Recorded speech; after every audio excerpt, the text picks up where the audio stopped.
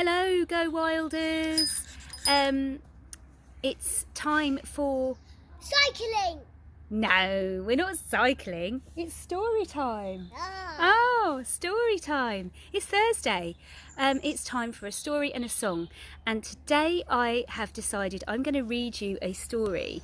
Called Rumplestiltskin.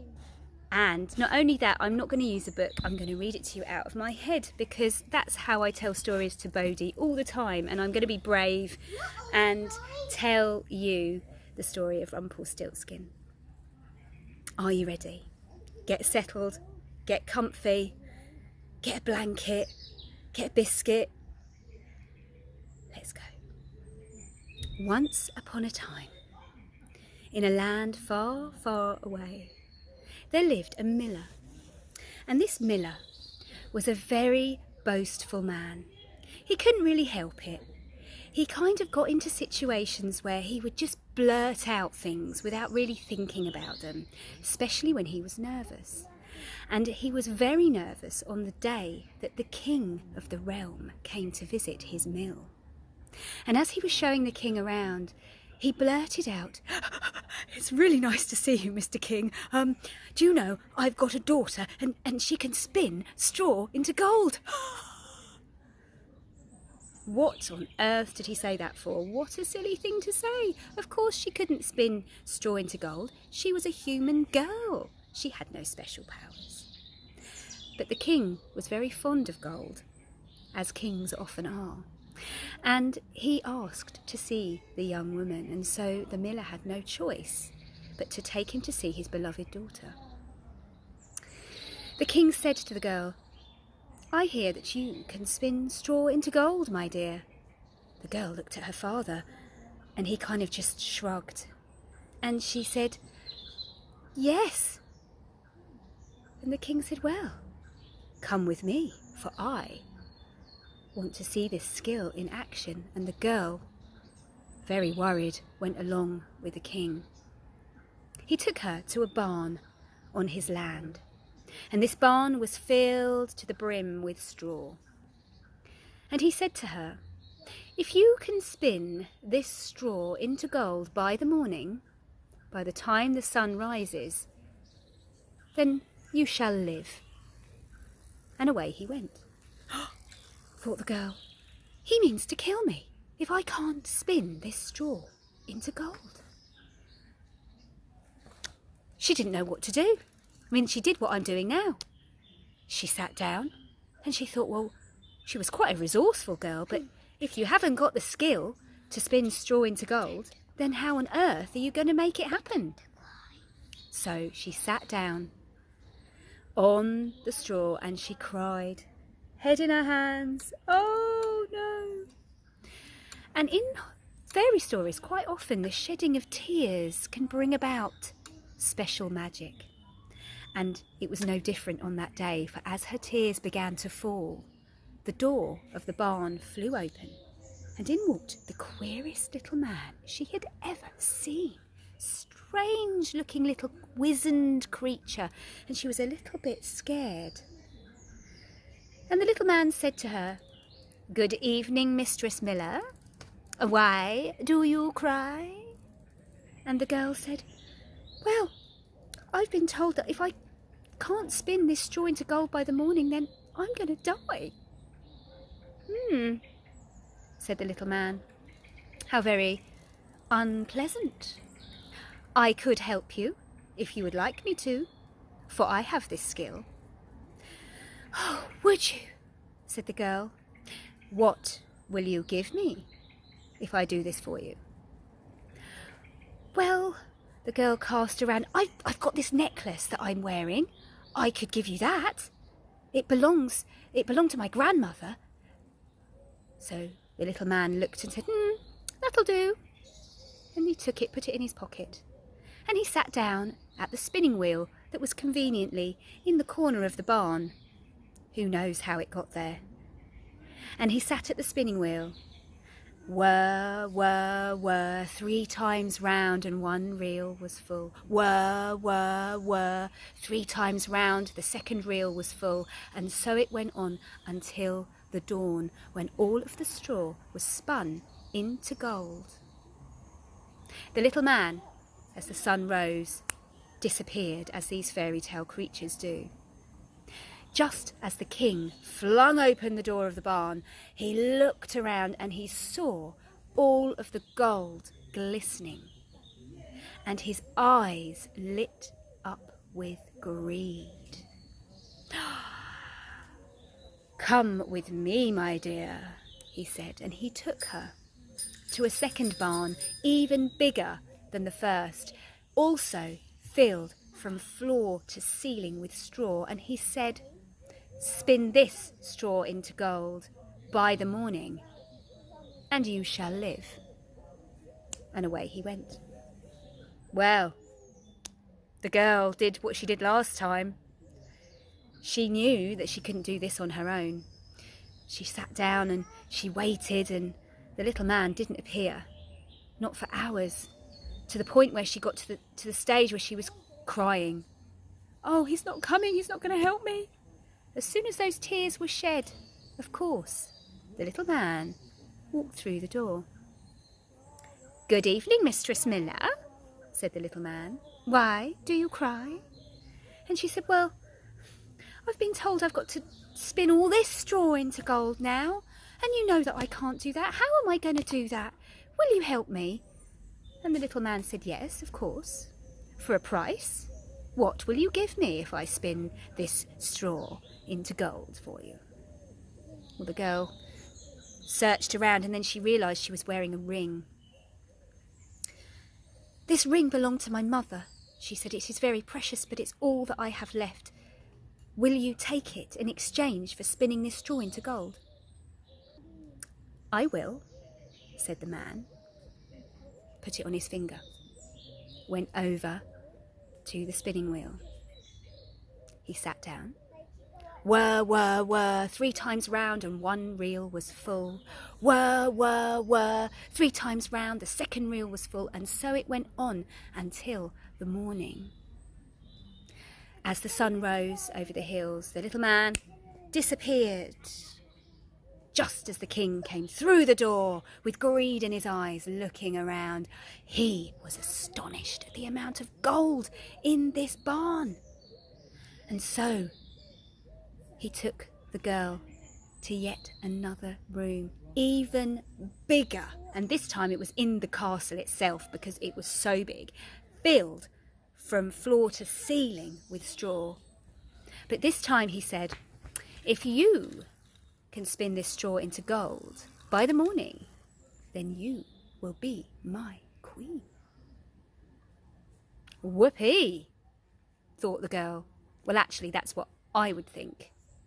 The girl was a little bit relieved in some ways, but also worried because she knew she couldn't do it on her own. And she just hoped that this little man was going to turn up again to help her out. So she sat in this great room. The hours ticked by. He didn't arrive. He didn't arrive. It got dark. He didn't arrive until she got to the point where she started to cry. And as she cried, the little man appeared at the door. "Good evening, Mistress Miller," said the little man. "Why do you cry?" "Well, I should have thought that was obvious, isn't it? Here I am again in this great big room filled with straw and no way of spinning it into gold, and I will die if I am not able to do so. But the king has said that if this time I will be his queen if I can do it by the morning." The little man put his head on one side and said, "Well, you know that I can help you, but at a price. What will you give me?" The little young woman looked around and there's nothing. She had nothing left. No rings, no jewellery, no fine clothes. All her clothes were ragged. "I don't know," she said to the little man. "I have nothing I can give you." Said the little man. "How about your firstborn child?" Gosh, thought the girl, I hadn't planned on getting married, let alone having children, so I can't even imagine having a baby. I can't imagine how that must feel. I'm going to die if I don't say yes." So she said, "Yes, I accept. You can have my firstborn child." So the little man sat down at the spinning wheel. Whir, whir, whir, 3 times round, the first reel was full. Whir, whir, whir, 3 times round, and the second reel was full. And so it went on until the dawn, until that entire room was filled with gold. As the sun rose over the trees, the little man disappeared. The king entered, swept into the room, looked around, and he was astounded and amazed, and he said, "I must have this young woman as my wife. With these powers and skills, she will be a real asset to my kingdom." And so he kept his promise, and he married her, and she became the queen. Of course, there's still the issue of the firstborn child. No one had heard anything from the little man since. And the queen thought to herself, "Well, I probably won't see him again. I probably won't have a child for a long time." And she forgot about him. Within a year of being married, she became pregnant, and as her belly grew larger, the queen felt such love for the little baby growing in her tummy. She'd never experienced anything like it, and as she felt this love for her unborn child, she remembered the little man, and she thought to herself, "I really hope he doesn't come back. I really hope he's not the first person that I see when I've had my child." And so this idea stayed with her throughout her pregnancy, but she really just kept hoping he'd forgotten. But of course, fairy tale folk do not forget a promise, and a promise once made must be kept. So as the queen 9 months later gave birth to a beautiful baby boy and brought him home to the castle, the first person that she saw was, of course, the strange little man who appeared in her bedroom. "Good evening, my queen. I am here to claim the child that you promised me." The queen clutched her child tightly to her. She said, "No, no, I cannot give you my child. Please, please do not make me give up my firstborn child." And she started to cry. Magical tears, and magical tears summon magical folk. And the little man took pity on the girl, or on the queen, and he said, "Okay, then I have a bargain. I will give you 3 days, and if you can guess my name within 3 days, you may keep your child. If, however, you cannot guess my name, then I will take your child away forever." Well, the queen was not the sort of person to turn down a gift horse like that, so she accepted, for she knew otherwise she'd have to give her child away. And she knew she was very powerful. She had loads of messengers at her beck and call that she could send out into the kingdom. So off they went out into the kingdom the next day. They went everywhere within the land to find the name of every single child who was ever called a name when they were born. There were great lists made, and the lists were brought to the queen in her chamber. As the sun sank behind the trees, the little man appeared in her bedroom. "Show me the names that you have." So the queen read off the lists of names, and for every name she read, "No, that is not my name." She got to the last name on the list. "No, that is not my name." And with that, the little man disappeared.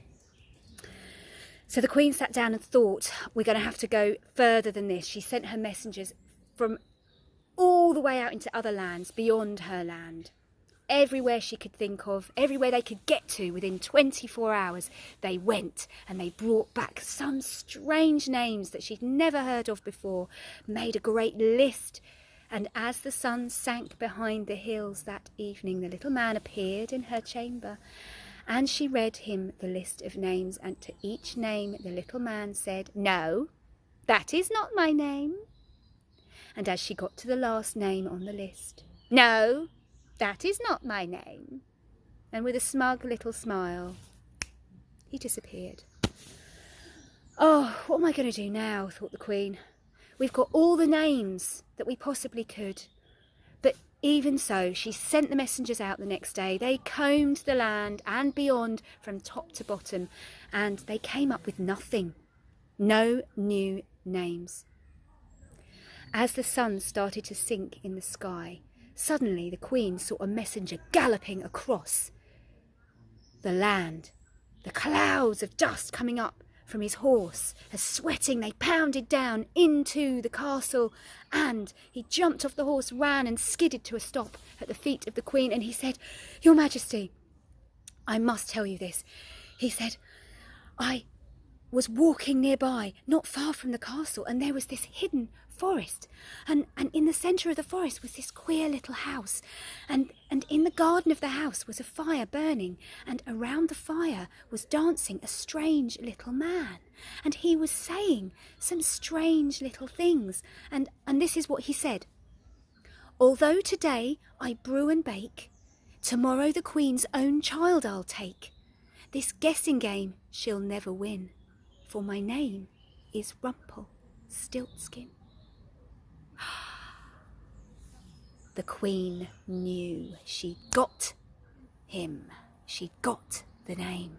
Her heart filled with joy. Just as the sun went down, the little man appeared in her chamber. "Good evening, my Queen. Do you have any more names?" The Queen played along. "Is your name Twinkletoes?" "No, that is not my name." "Is your name Shagribanda?" "No, that is not my name." "Anyway, you've guessed both of those. Come on." "Is your name Rumplestiltskin?" "No, no," said the little man. He was furious. He was so angry. "A witch has told you! A witch!" He stamped his foot so hard in anger, it went right through the floor. And then, of course, his foot got stuck as well. And he was so angry that he couldn't get his foot out. It made him even crosser. Eventually, he managed to yank that foot out of the floor, and in a puff of very angry purple smoke, poof! Rumplestiltskin disappeared, and he was never Seen again. So that was the story of Rumplestiltskin. I hope you enjoyed it. I quite enjoyed telling that. Stay tuned, because we're going to do a song, as is our tradition. So have a look at what we come up with for a song about Rumplestiltskin, and maybe you can join in too. 1, 2, 3, and 4. Oh, I know you'll never guess it. Rumplestiltskin is my name. It's not Bob or Pip or Jessit. Rumplestiltskin Is my name. All I want is a baby, and I've got a tricky plan. All I want is a baby. I'm a tricky little man, and when I've got that baby, I'm gonna celebrate. I am. We'll be dancing round the fire, And the baby's eating ham. Rumplestiltskin Is my name. Rumplestiltskin is my name.